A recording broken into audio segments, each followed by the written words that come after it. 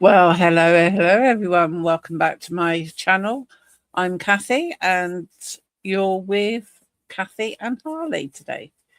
How is everyone? Having a nice day?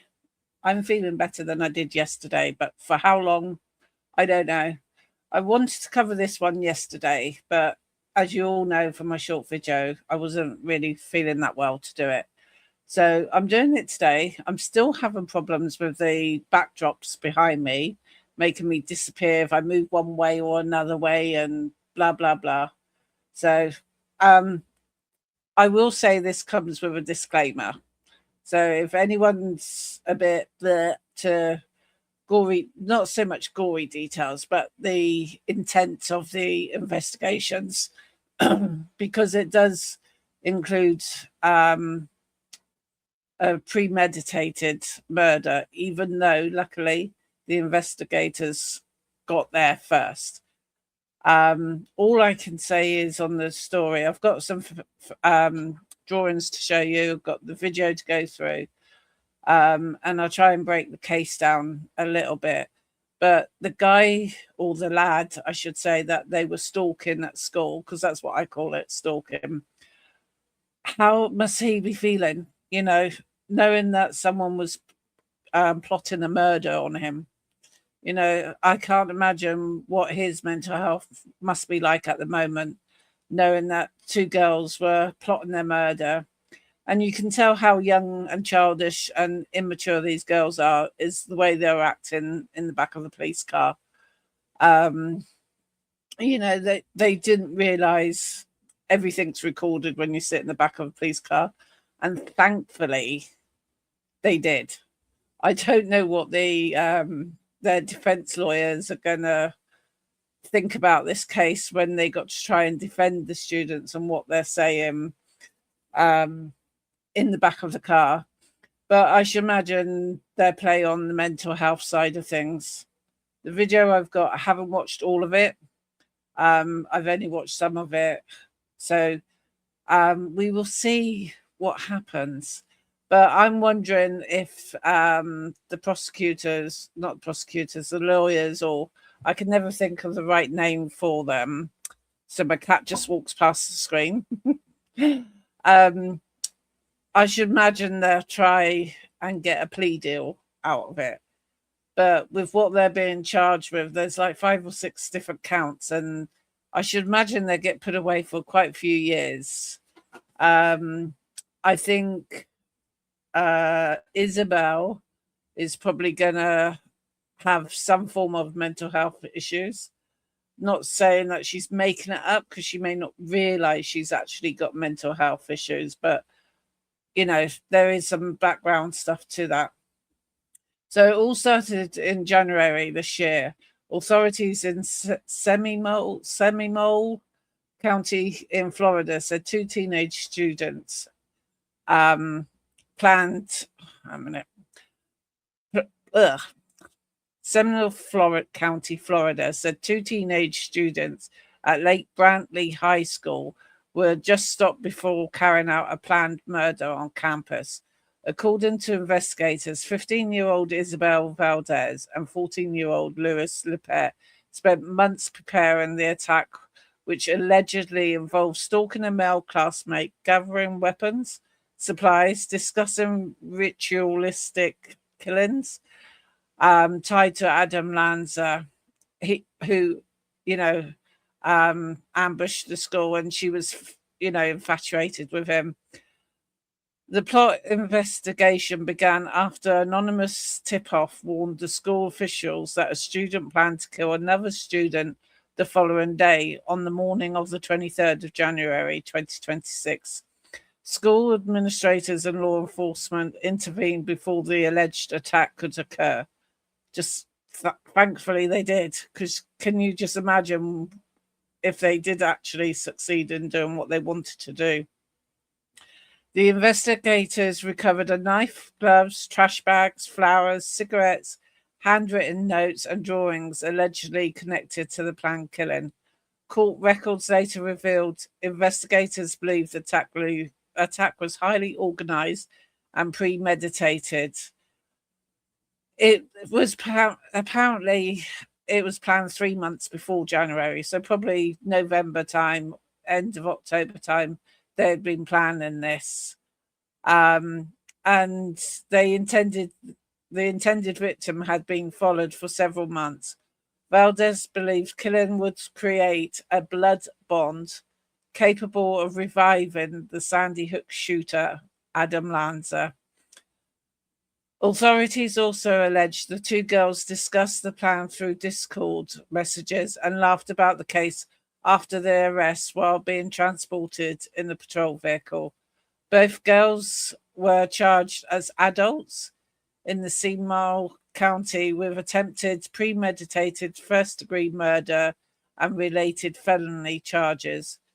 The case quickly drew national attention because of the alleged school violence plot, disturbed writings and drawings recovered by the investigators that references to mass killer, and the patrol car video later played in court. I bet they didn't expect that to be played in court. And like most people, when they're together as a group, they seem like, they act as if they're really tough and hard. But when you get them on their own, you get a totally different sense of their personalities. Together they're as one, they bounce off each other and they think they're indestructible, and they're very loud and out there. But when they're on their own, they're just like shy little schoolgirls that wouldn't say boo to a goose. So as I said, the video was later played in the court. I've got some documents and that from the timeline of the high school murder plot, but I'm not going to show every single document because there's loads and loads of pages. But if anybody's interested in the documents, I can certainly send them over.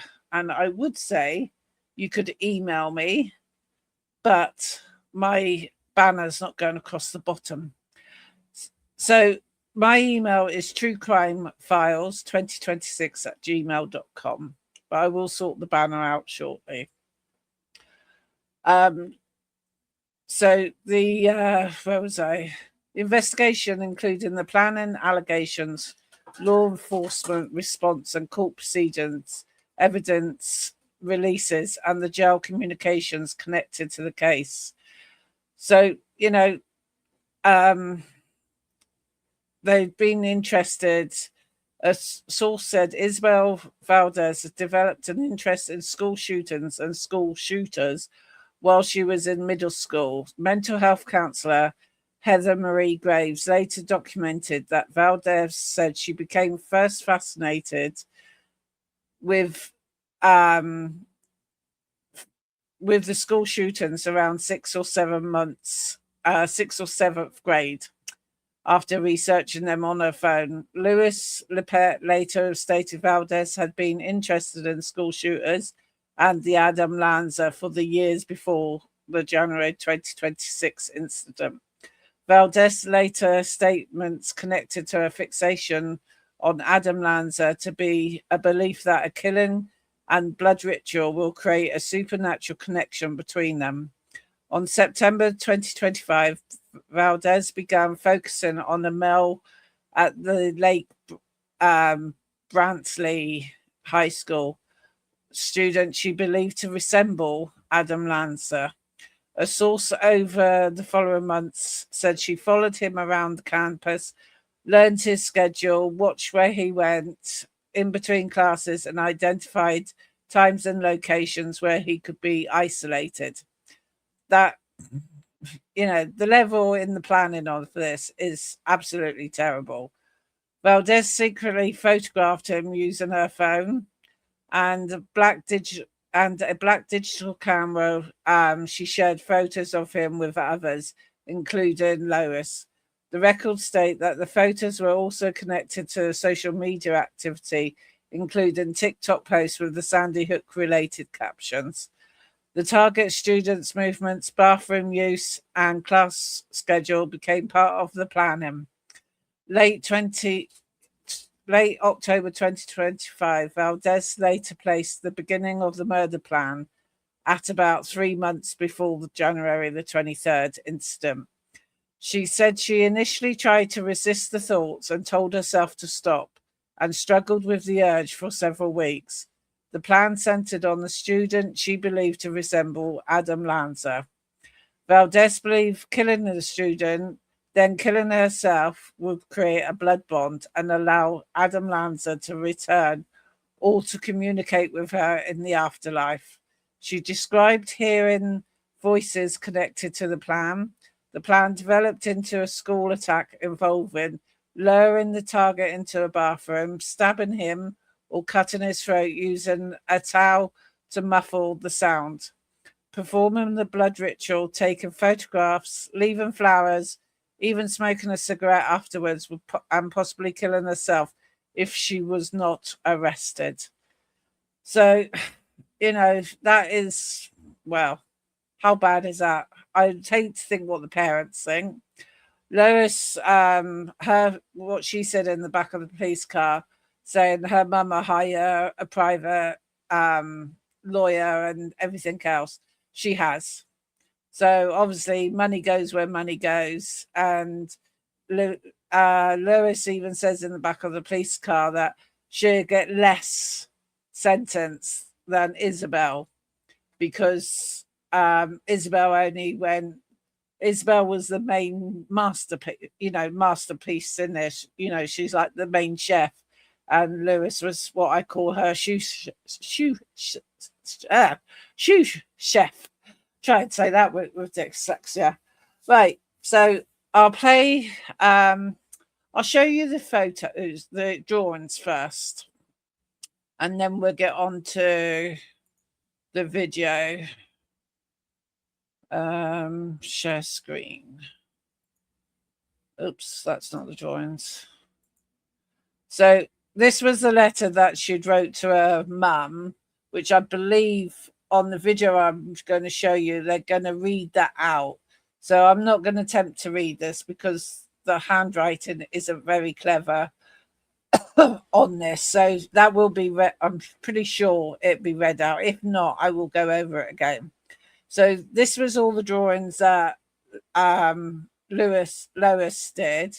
As you can see, she's a pretty good drawer for a 14-year-old.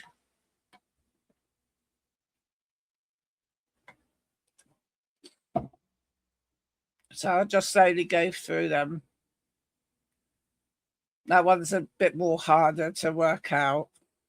You can see there it says Sandy Hook on there. So they must have blocked out the faces because it looked like the person.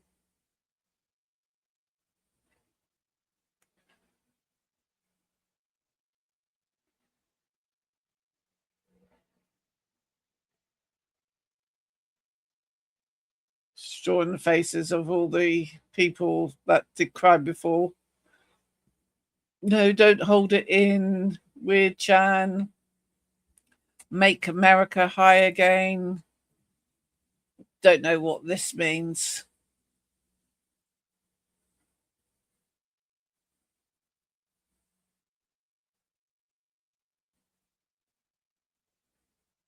Clean up aisle. My pants.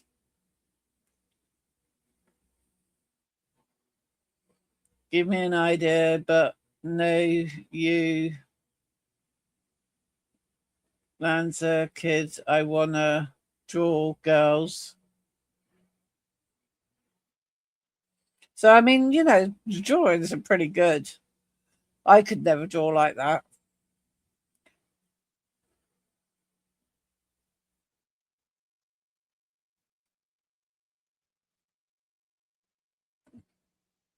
Now, those are just weird. I wonder if that's what Isabelle did.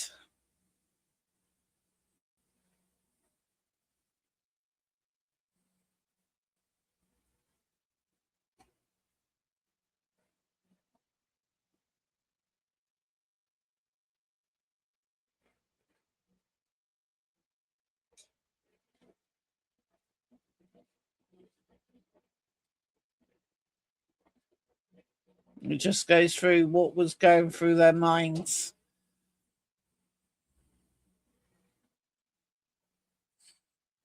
Do you think he actually switched at or Walt? Like, I feel like she wouldn't have even put the ticket. Maybe he's just skipping because I creeped him out. Most likely is. I doubt he doesn't even know my name either. Probably didn't even read it. Stop thinking he'll probably just avoid me because it wasn't that weird. So she's obviously thinking about her actions. But maybe he did notice all the other times you were following and filming him. No, he would have already told his mum, I've been doing it for like 2 weeks. Well, actually, he has can't read that. He turns around sometimes. So he's probably realizing someone is like stalking him and knowing what giggly teenagers are probably be like. Um, you know, they weren't probably quiet about it. So this is just a letter that she wrote. It was just like any other normal day. I swear nothing seemed off until I remembered. Then, oh, how much I loved you. Today was finally the day. You're so worth it. If we were leaving second period, I grabbed him. I don't know what happened, but I just started talking. Oh, you're so beautiful. The cutest boy around.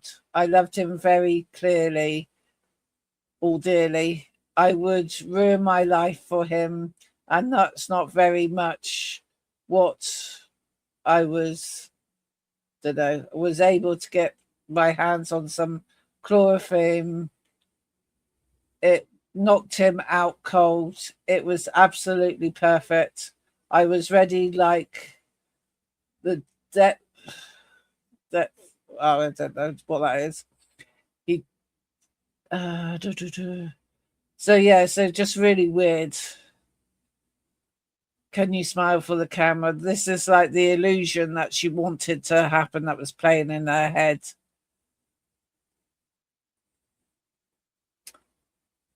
Pros and cons. So I guess she was trying to work out in her head, you know, what would happen versus if she did carry out this or if she didn't. But, they're really immature young girls. And I believe their court case is on June the 24th. But I bet it's not going to be televised because where they're juveniles, but they're being charged as adults. I think it's going to be done in secret unless there's a plea deal put in place somewhere. So let's go to the video now. I don't think there was anything else I was going to say. Let me just quickly check my notes.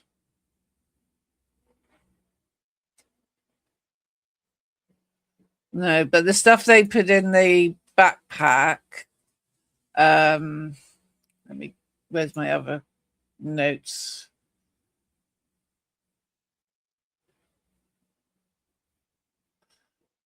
Got to find my notes now. Got notes all over the place. I can't find it. They had like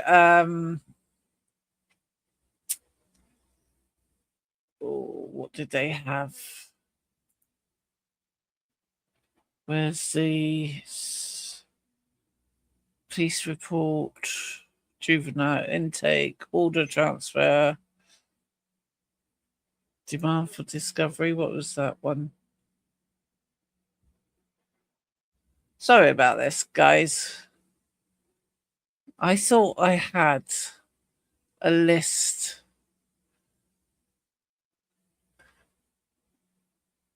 Let's hear. Oh, here we go. No,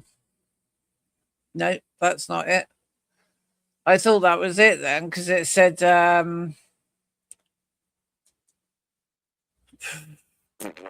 don't know what it said.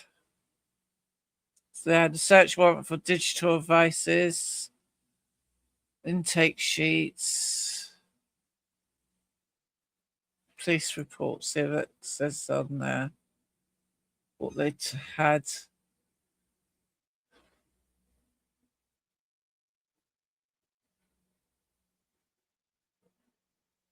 I'll read some of this out before we go on to the video. Let me share this screen with you. Share screen.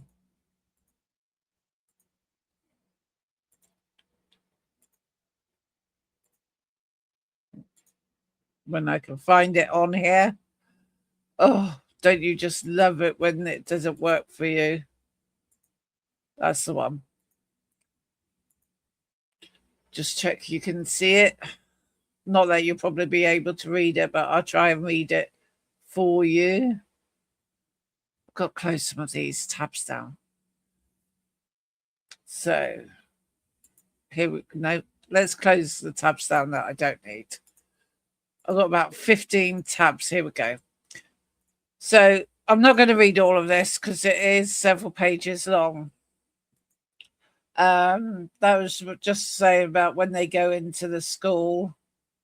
So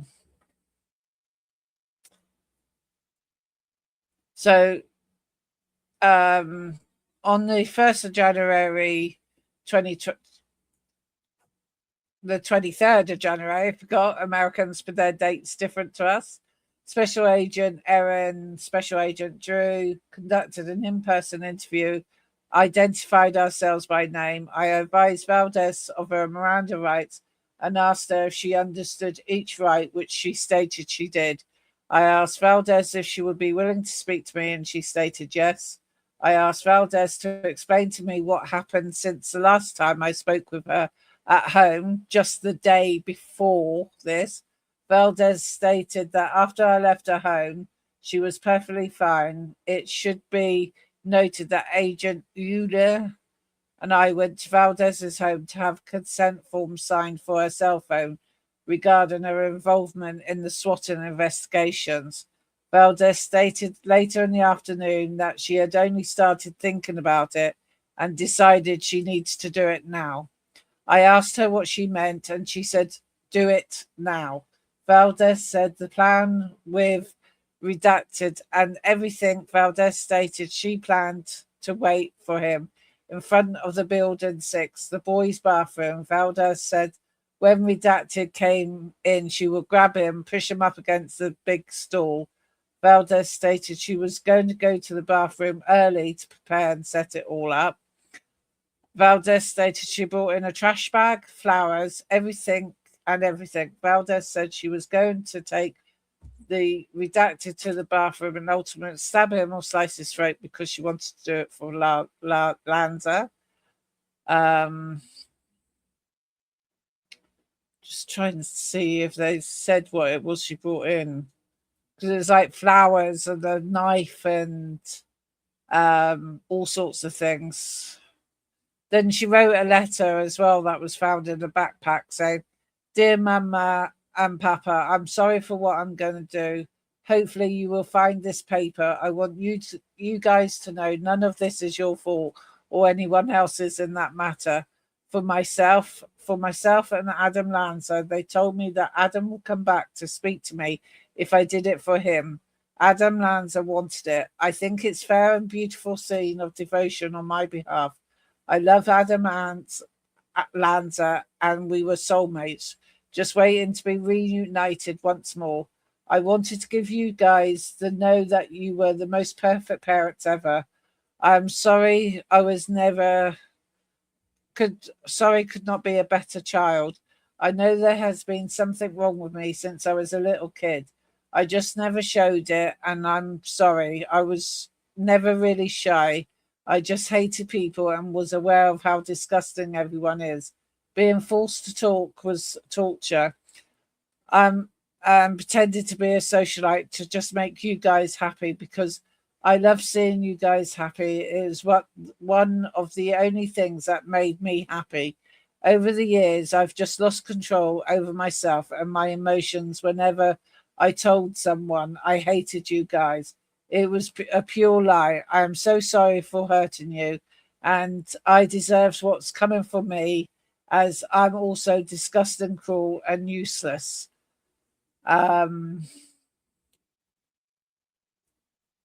Just trying to see. And then the next one, I asked Valdez to describe the knife to me.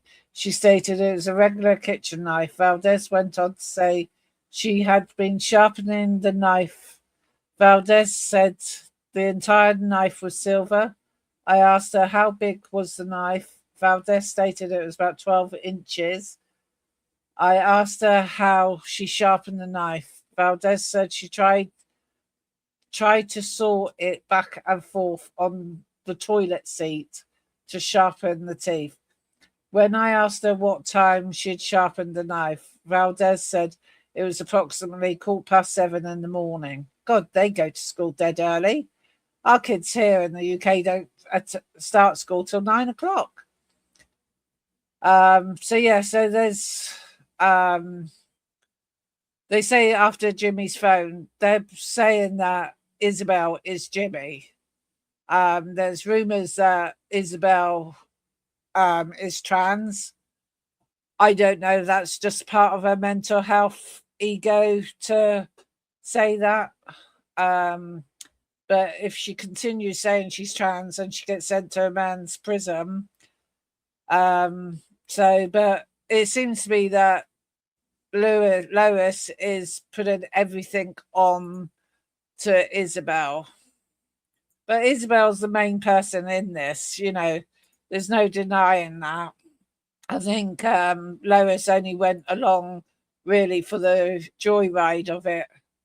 So, right, let's play this video because I've done way too much talking and my coffee's going cold.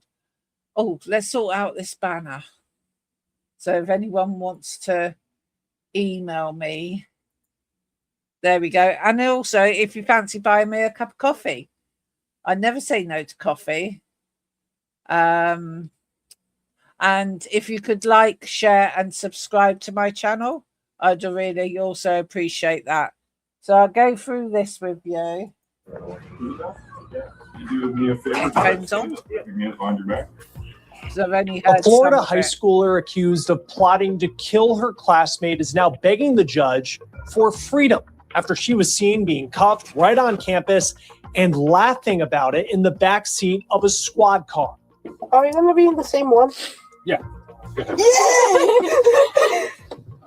I don't feel guilty for my actions, but I feel guilty on how you were going to feel. Because honestly, I don't care.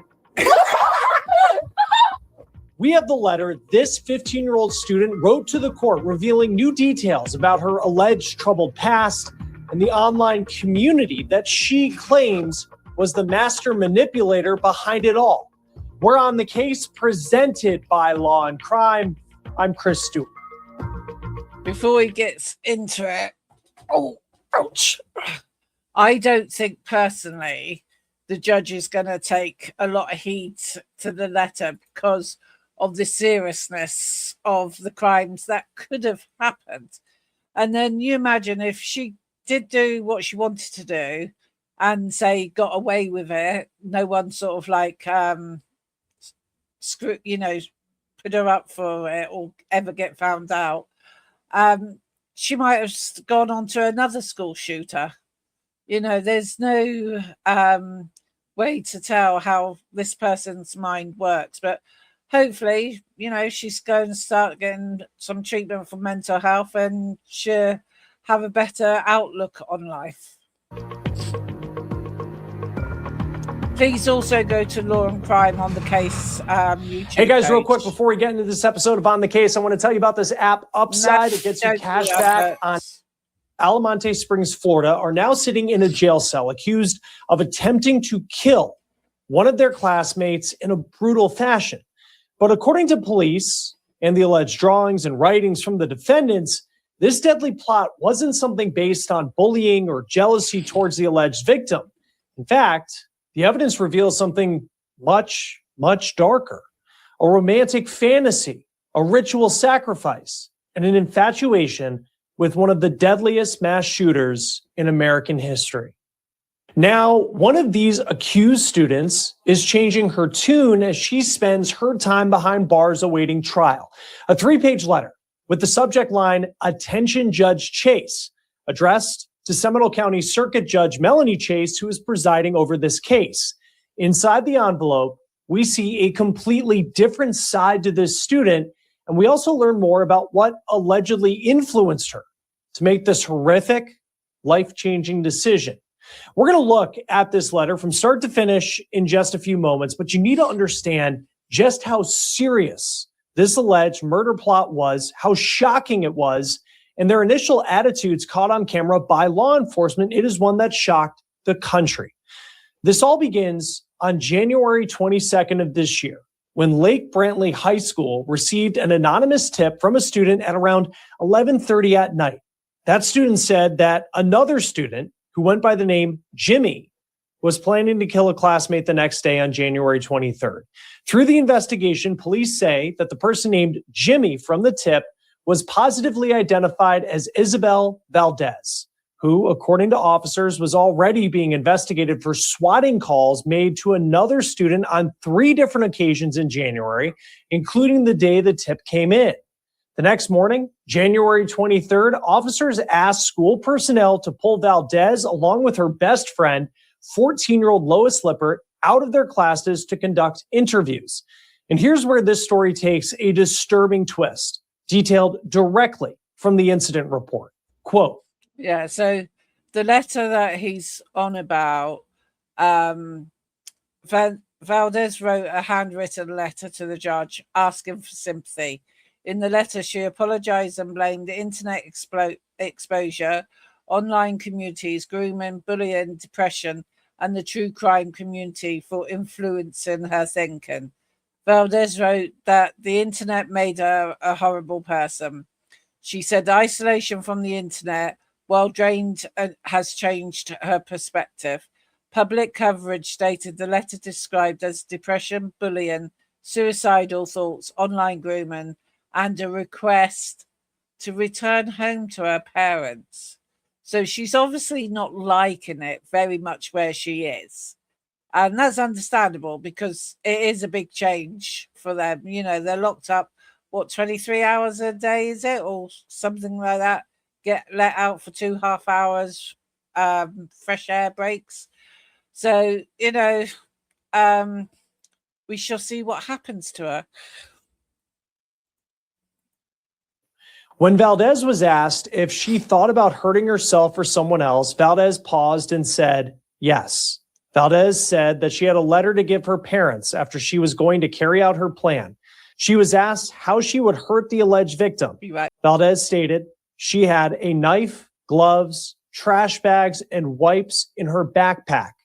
Valdez then opened her backpack and handed over a white trash bag containing all the items she described. Now, why did Valdez allegedly target this particular student? According to police, Valdez told an officer she became fascinated with school shooters in middle school, and the alleged victim reminded her of the Sandy Hook Elementary School shooter, the man behind that horrible tragedy that occurred in Connecticut in 2012, taking the lives of 20 children and 6 adult staff members at that elementary school. Police said that Valdez proceeded to stalk and take pictures of the student on campus using the help of 2 other students. But why would Valdez want to allegedly murder someone she had this infatuation with? Valdez stated she heard voices telling her that if she killed the alleged target, the Sandy Hook shooter and her would then have a blood bond, which would bring the Sandy Hook shooter back to life. Valdez stated she planned to wait for the target in the upstairs bathroom, where she would pull him inside. Valdez stated she would then stab him in the stomach or cut his throat. Valdez stated she had flowers for him and would leave them for his funeral. Valdez had 2 cigarettes and a lighter with her, which she planned to smoke after killing the student. Valdez wanted to smoke the cigarettes after she killed him because she knew she would be arrested. Quote, I'll let that one Valdez was asked whether she had considered the consequences. Valdez replied, jail or a psych ward, but it did not matter. She was still going to do it. She wanted to be with the shooter. According to the report, Valdez first came up with the plot to kill her classmate 3 months prior. So before we go to that, just give you a bit of background on the Adam Lanza, who was the Sandy Hook Elementary School shooting in Newtown, Connecticut. That was on December the 14th, 2012. That left a massive 26 people dead, 2 injured at the school.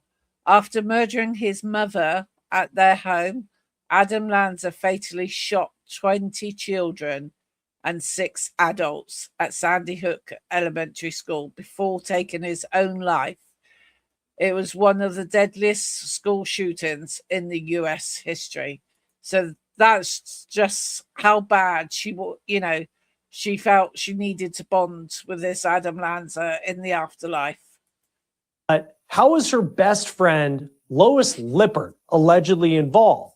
Police said Lippert learned about the murder plot the day before Valdez was planning to carry it out and allegedly let Valdez use her phone to contact friends through online platforms, including Discord and Telegram. Lippert also allegedly sharpened the knife Valdez was going to use and brought her items such as a flower, gloves, cigarettes, and a lighter. Valdez also told police she had Lippert make drawings of her with the alleged victim and the Sandy Hook shooter, most of them depicting sexual acts or violence.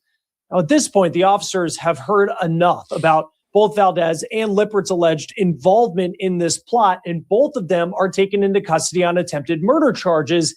Here's how that went, caught on police body camera. Isabelle? Yeah. You do me a favor, you gotta stand up, put your hands behind your back. Slight little smile there.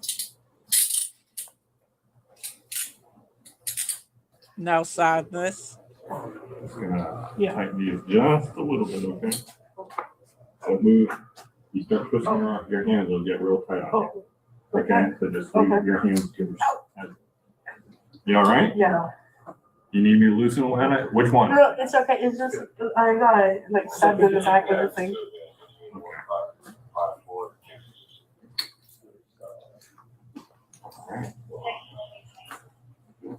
Come on out this way. I think it was on Out this way. Yeah, Towards just that way.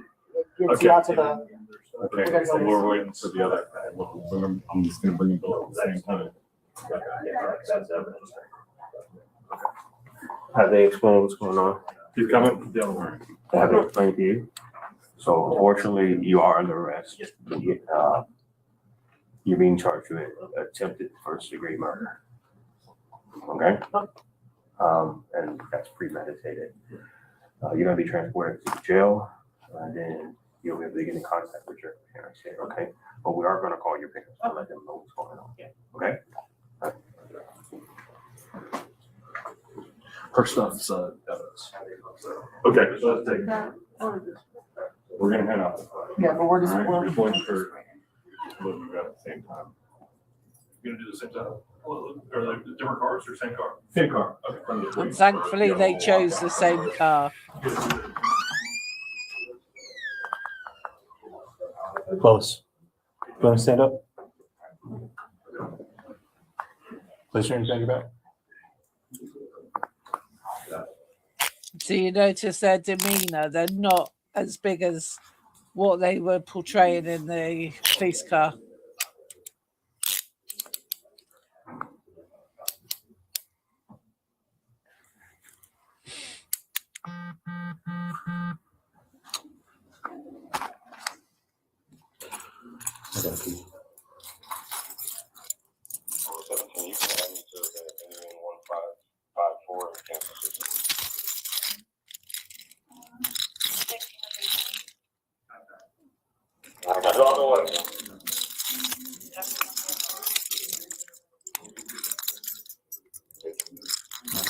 Just making sure those little buggers don't come off.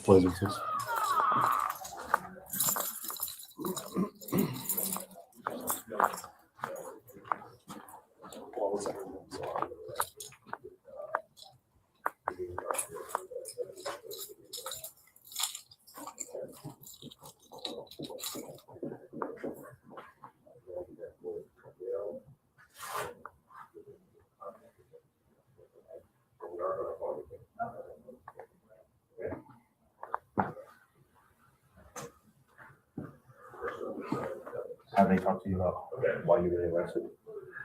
So let's I'll explain the simple. I'll explain everything. The reason you're being arrested is you helped her sharpen it up. And so that's an accessory to the crime. Okay? You're going to be transported to the juvenile assessment center. There you'll be able to get in contact with your parents, but we are going to contact you to know what's going on. Okay?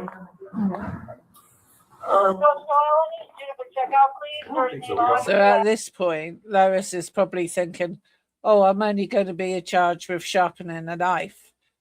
Hence why she says in the car she won't get as much length of time in jail as Isabelle will. But I think she's going to be pretty shocked. But it depends how much Mummy and Daddy pays the lawyer, I guess. So I can't wait till the 24th of June to hear what's happened. Let's go. Start going. Okay, a minute. For a search or no? Yes, please.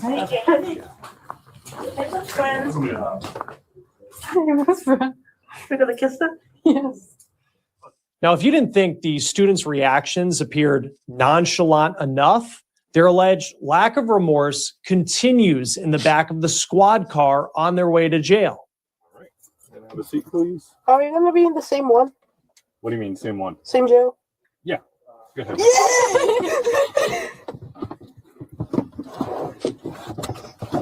Alrighty.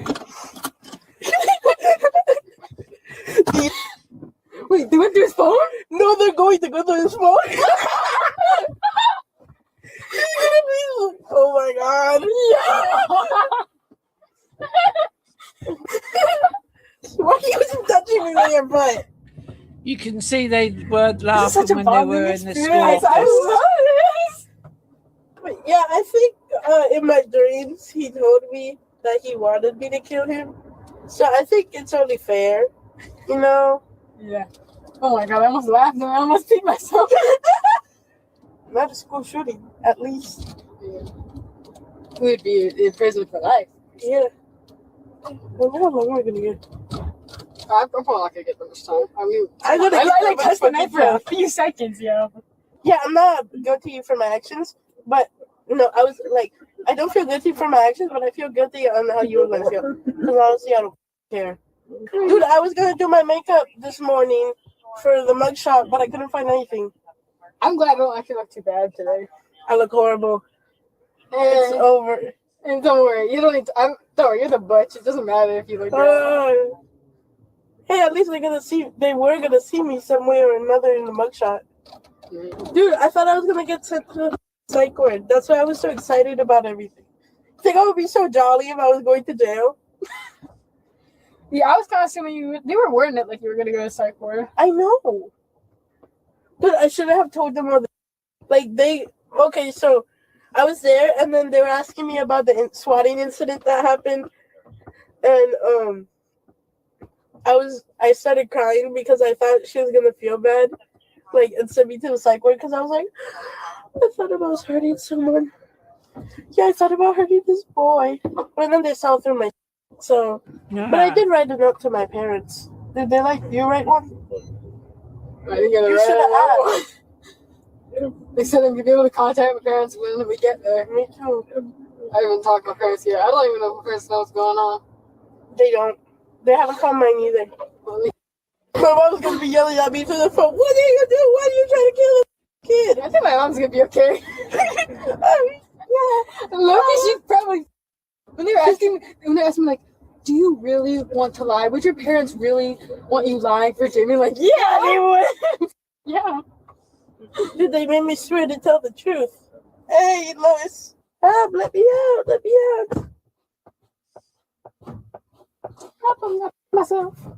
Yeah. Obviously, this I think is he's gonna hold us for the a 6th. lot shorter journey than the original video, but you can go back to Law and Crime on the case to see the full video. I think it's like a full half hour's worth of them traveling in the back of this SWAT car. This is so boring. Ooh. Both Valdez and Lippert made their first appearance You can see how, different they look compared to what they were in the back of the car. They're like two different people now. in court on February 4th, and they had a completely different demeanor in court as they learned that they would be held without bond. Both students are also that facing... face just shows it, doesn't it? When Lois put her head down, it's like, oh shit, we're screwed now. Some very serious charges. For Valdez, she's up against attempted first-degree premeditated murder, a capital felony, possession of a weapon on school property, attempted first-degree felony murder, armed burglary of a structure, attempted aggravated child abuse with a deadly weapon, and aggravated stalking. As for Lippert, she's facing the same charges minus the aggravated stalking. So again, very serious charges both of these teenagers are facing.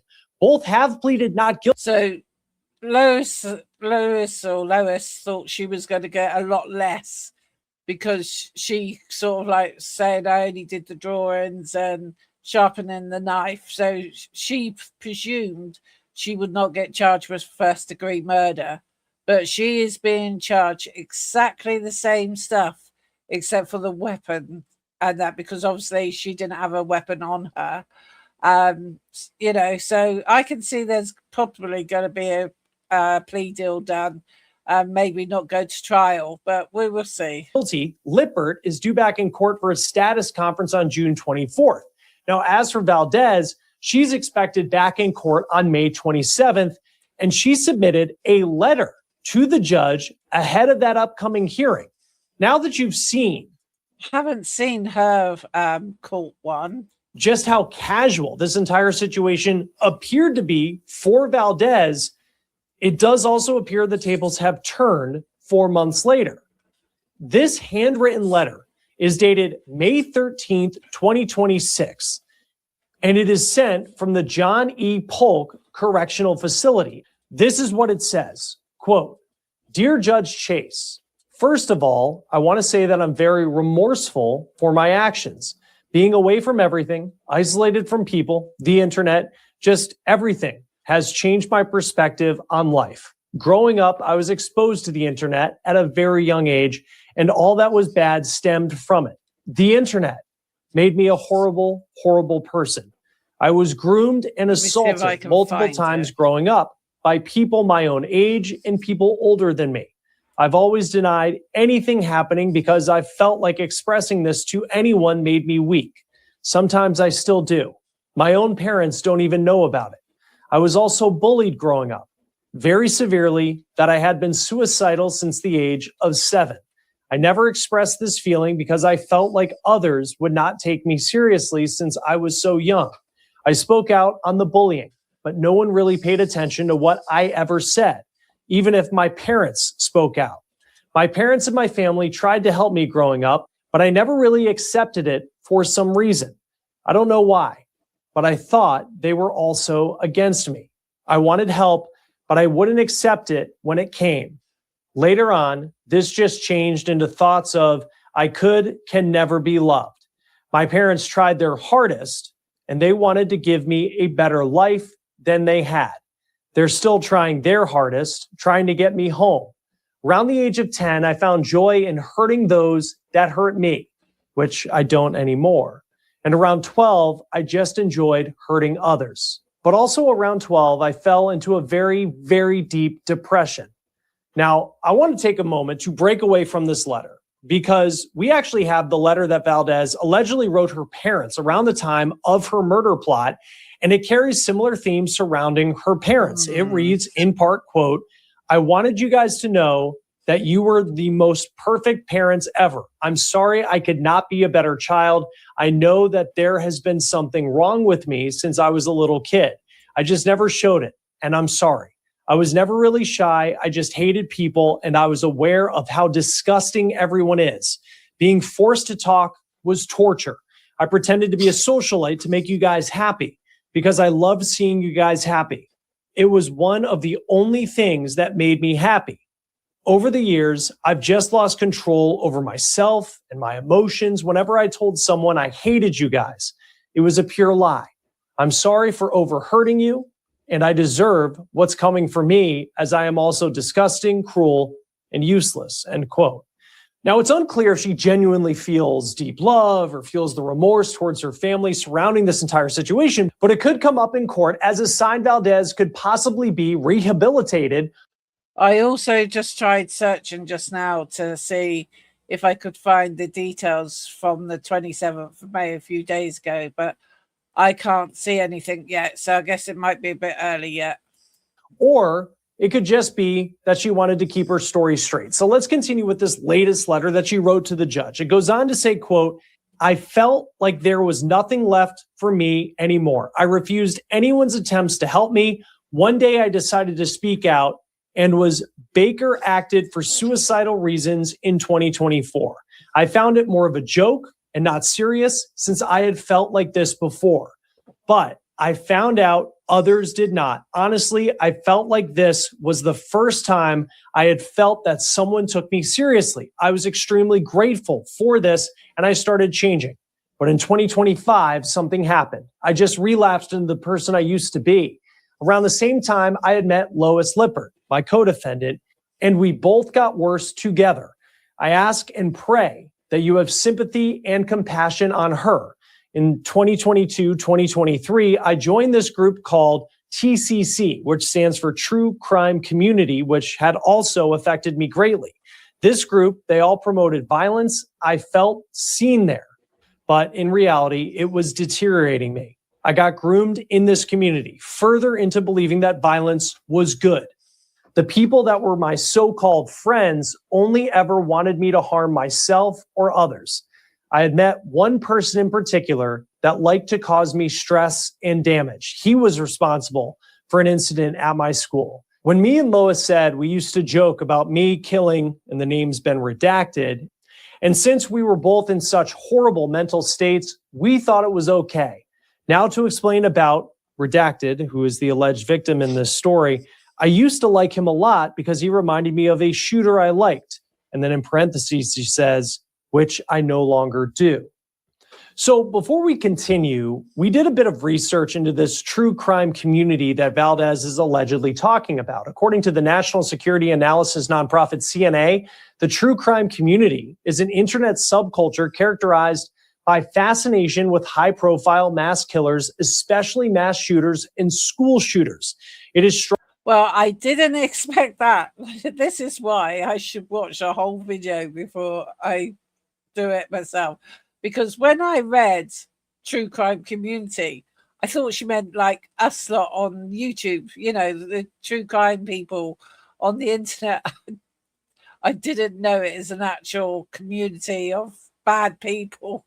But it also makes me wonder if they're, you know, in the same jail together, if they've got access to each other when they have their breaks and meal breaks and pieces, or unless they're in like solitary confinement, and they're let out for exercise on their own, you know, so that these two girls can't communicate between each other. Strongly influenced by the Columbiners, which is an online fandom dedicated to the perpetrators of the 1999 Columbine High School shooting. Members of the Columbiners have perpetrated a number of mass shootings, including the 2012 shooting at Sandy Hook Elementary School. True crime community participants blur the line between expressing mere interest in mass shootings and glorifying them. Although not all those interested in the true crime community are likely to engage in or call for violence, the community normalizes mass violence and has inspired replication of past attacks.